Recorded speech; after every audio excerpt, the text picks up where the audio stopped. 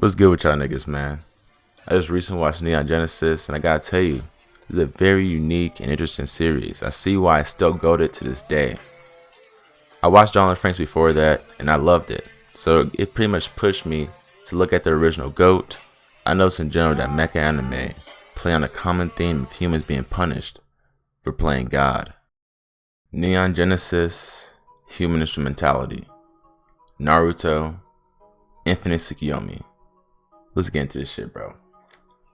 Human Instrumentality is a secret project of Seal, masquerading the guise of NERV's EVA project, headed by Gendo Ikari. Human Instrumentality create a state of transcendence for human consciousness, free from the limitations of ego, ridding humanity of their insecurities, and allowing true unity under one body of consciousness. To be more specific, human instrumentality kind of seemed like a void where all thoughts that pop into your head were visible to everyone, and everybody could comment and actually have productive dialogue as to why you're thinking that way, what caused you to think that way, and how you could change. The Japanese say that people have three faces. They have the face that they show the world. I like to call this the social media face. It's kind of your highlight reel. It's kind of you smiling, saying everything's fine. But then you have a second face that you only show close friends and family. But then face 3 is your darkest face. This is the face you show no one.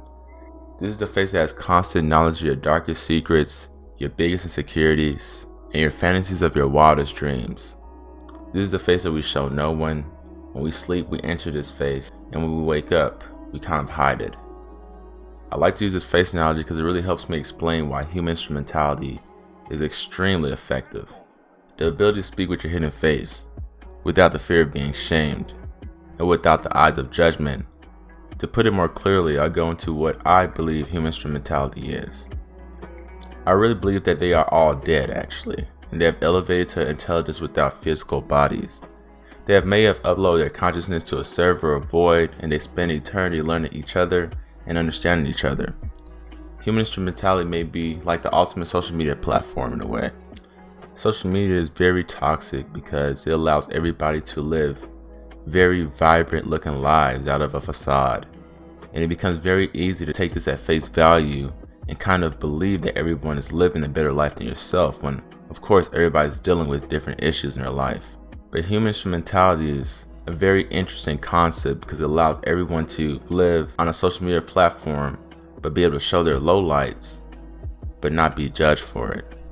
I like to compare human instrumentality to the recent blow up of an app called Clubhouse. Even though of course human instrumentality is less elitist or is more genuine or organic, they have the same function in a way. It allows people to come together and talk and discuss without any type of barrier. Only barrier that I do see in Clubhouse though is of course the ego lives. But in human instrumentality, ego has been fully eliminated. Human instrumentality stripped everybody back down to their most basic form and allowed everybody to find something relatable in each other. Turned the whole world into everyone's AA meeting or support group. Now you can see definitely in the last episode, they weren't just breaking down people, but they're breaking down people's character, their actions, and why they did certain things. You can see how when Shinji was in the hot seat, they were not only breaking down him, but they were breaking down why he acted a certain way he was, and why the actions of his past kind of shaped his behavior now. But I like Masato's hot seat too. How she was broken down and built back up was very beautiful to watch.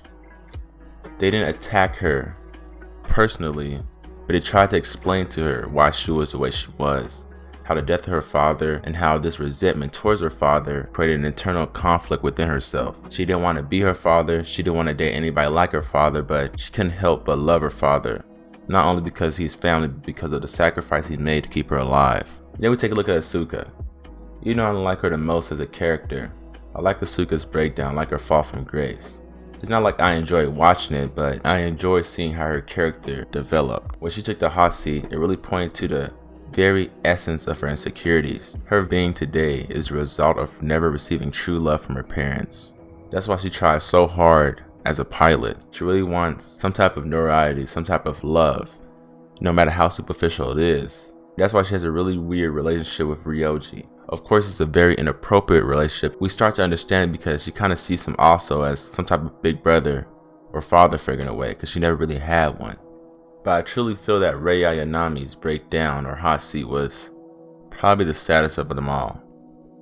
She is a true essence of an identity crisis. Rei Ayanami was built of an artificial body with almost an artificial soul.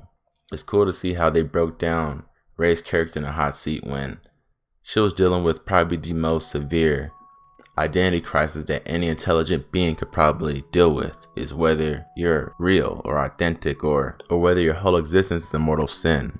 It's sad to watch because even though she is one of the most human characters in the series, she first refers to herself as an object, and her insecurities lie in whether she's an object made up of a labyrinth for a heart, or whether she's an object made up of true, genuine human experience. Human instrumentality is a very abstract concept.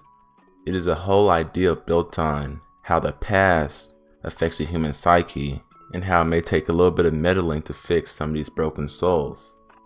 Human instrumentality is kind of like an AOL chat room where everybody used their real name instead of an alias.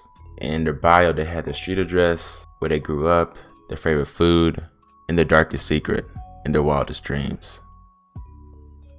Neon Genesis is one of those shows that I heard the opening for first and then decided to watch. I have been planning on watching Neon Genesis for years now. I decided to watch Jonathan Franks first, and I loved it, so I decided to give Neon Genesis a try. And I'm very happy I did. I definitely see why Neon Genesis is popular after watching the whole series. At the time, it was different. At the time, this was really a one-of-a-kind series.